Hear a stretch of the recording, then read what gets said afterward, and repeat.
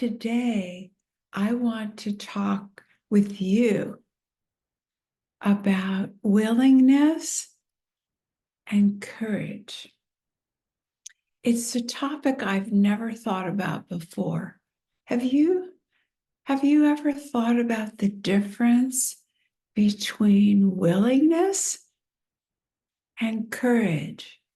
I used them in a sentence the other day. I think it was on a Musing's video. And I knew they were connected, and I knew they were different. I want to read you the definition of each. So, willingness refers to the state of being prepared or inclined to do something. It implies openness to an action, openness to an action, an idea, or experience without necessarily confronting significant fear or risk. Take that in. So we can be willing and still not actually necessarily face our fear or any risk. Willingness is about readiness and consent. So I'm kind of feeling like willingness is a passive experience. I don't mean it's not exciting, because openness can be very vibrant. And there are some very important, significant spiritual paths that talk about all you need is a little or a lot of willingness. And the idea is that spirit will do the rest. Now let's talk about courage and get the definition. Courage involves facing fear, danger, or adversity. It's the mental or moral strength to venture, persevere, and withstand difficulty. Courage often requires a higher level of commitment and determination than willingness, especially if the stakes are high regarding the outcome, and if the outcome is uncertain. So one of the ways that I'm thinking of the two, because sometimes we need willingness and courage. So you can't have courage without willingness, but you can have willingness without courage. And what that would mean is an experience, which I think many of us have, that we feel open to something. We feel like maybe we're ready, but we don't have to step off the mark. The passivity, the staying back, the being an observer in the sense of not a participant. We can stand back and watch others do it if we're willing. If we have courage, that means we've faced our fear and an action is involved. It's the two parts, I believe.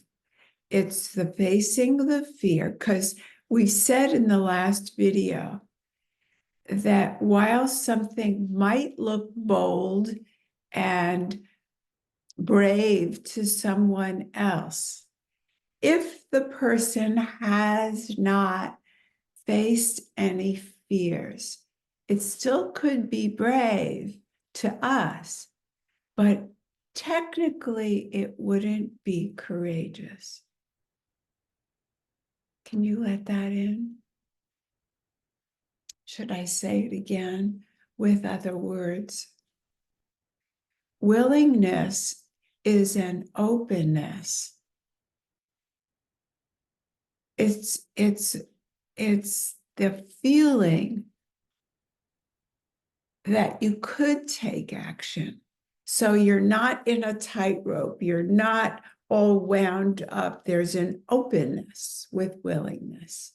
You might even be willing to consider. And consideration is way different than courage, right? A lot of people spend a lot of time considering.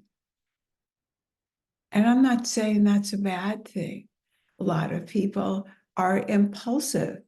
That's not necessarily a good thing. So there are some other factors that weigh in with these two words, but I don't want to bring them up yet. I want to bring them up in a further video because it will get too long and too complicated. I want to leave you with the question, what are you willing to do? What are you willing to think? Even more important, what are you willing to feel? Many of us have feelings that we're not historically have not been willing to feel because we've been taught to be afraid of feelings, like they'll take over your life.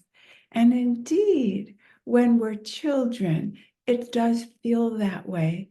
If you're in a family that hasn't taught you how to settle yourself, how to face fears, how to comfort yourself, and have the experience of somebody there for you to hold you when you are scared, to comfort you so you could see that if you felt pain, you'd be wrapped.